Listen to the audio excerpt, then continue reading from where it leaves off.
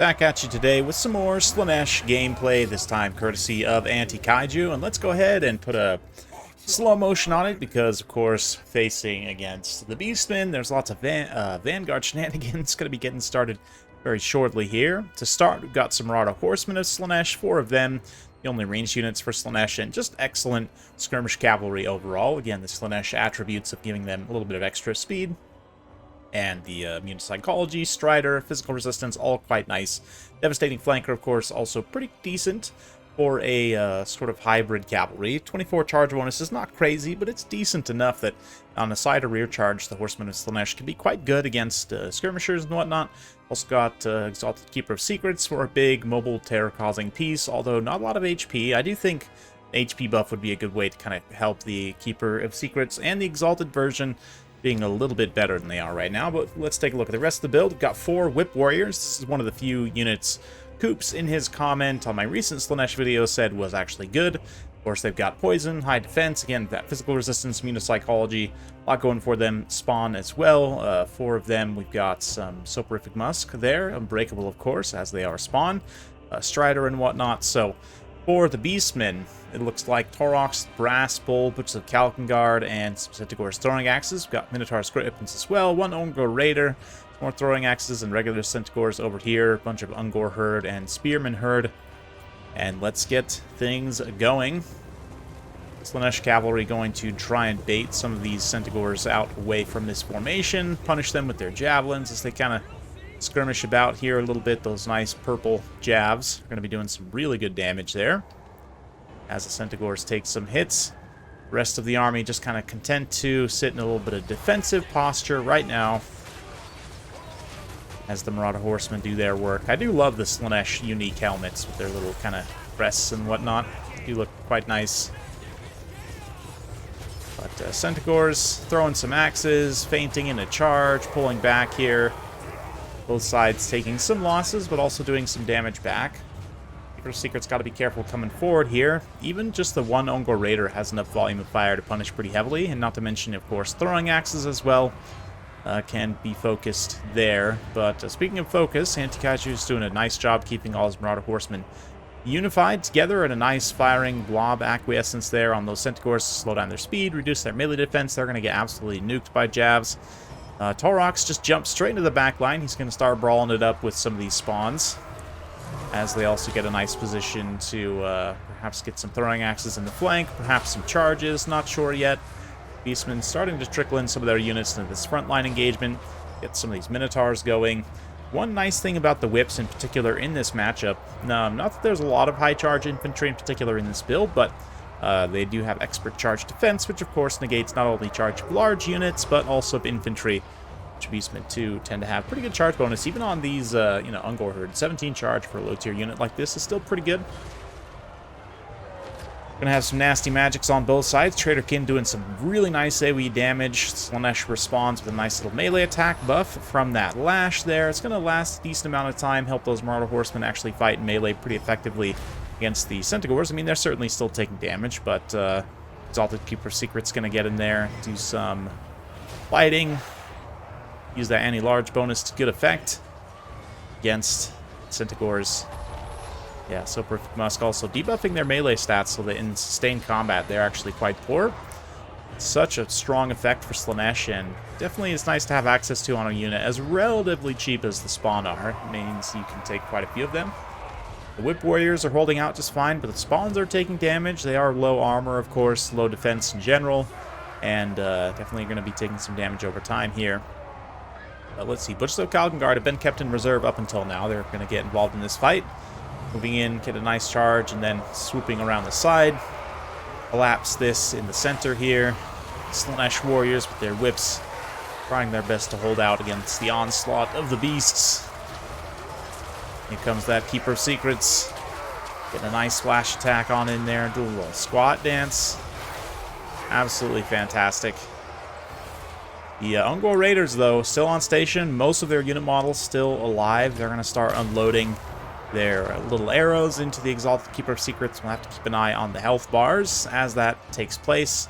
Meanwhile, Centaur's getting tangled up with some routing Marauder Horsemen Slaanesh there. They're going to keep them routing, and in general, this peripheral fight will actually go okay for the Beastmen, all things considered.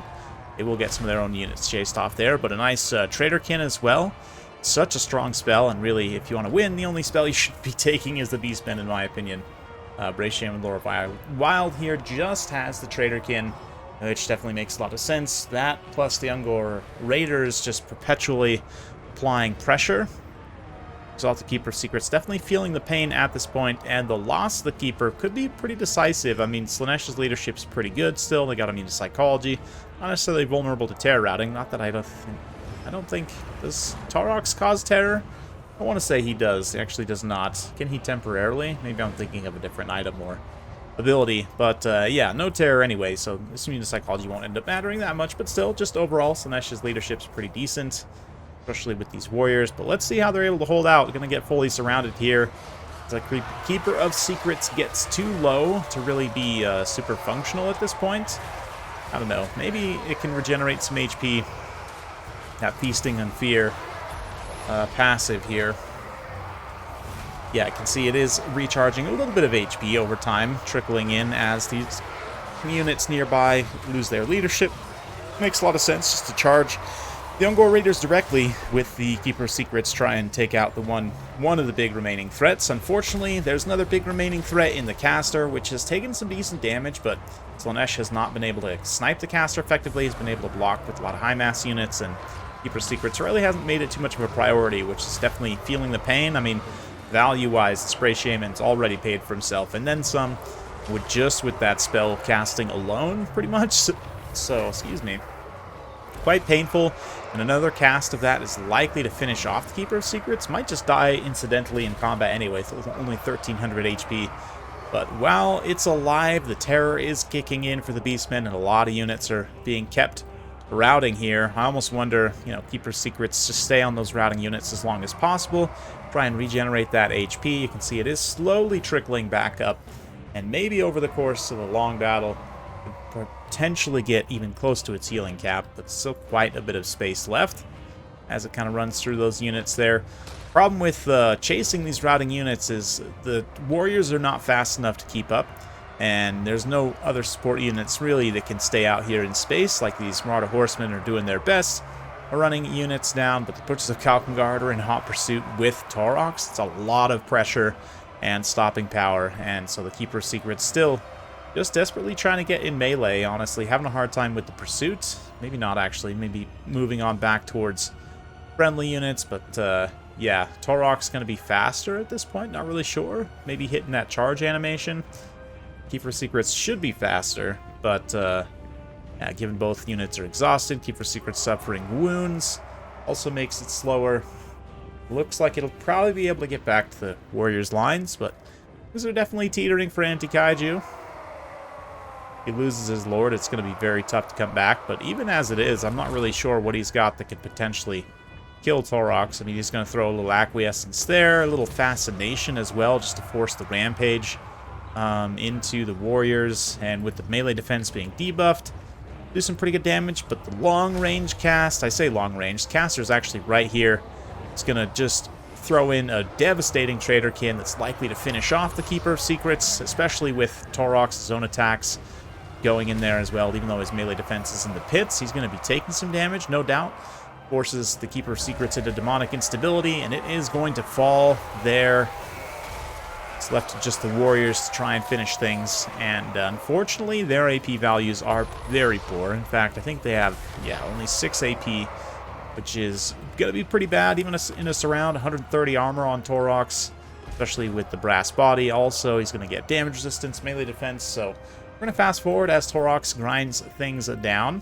It's been a while since I've seen him in this particular situation, facing off against a horde of infantry, but does have some support. Butchers of Kalkengard in particular, able to regenerate quite a bit of HP at this point, are going to get back in here and keep supporting. This Bray Shaman on his chariot can cycle charge as well, throwing another nice Traderkin, hits all these units together, and Slaanesh just gets ground down there in the end. So credit to Anti-Kaiju, he tried his best, but yeah, it just wasn't quite enough there at the end. Again, the Keeper of Secrets, I want them so badly to be good, but I see people use them struggle with them, and they struggle to be effective because they're so squishy. I do think just a straight HP buff go a long way into making them a little bit more survivable and not quite so risky to take. I mean, if you just kind of take monster HP is a little bit all over the place right now, so it's tough to make really direct comparisons. But just in general, I mean, the fact that the Exalted Keeper of Secrets doesn't have that much more HP than like Azazel himself is a little bit interesting to me.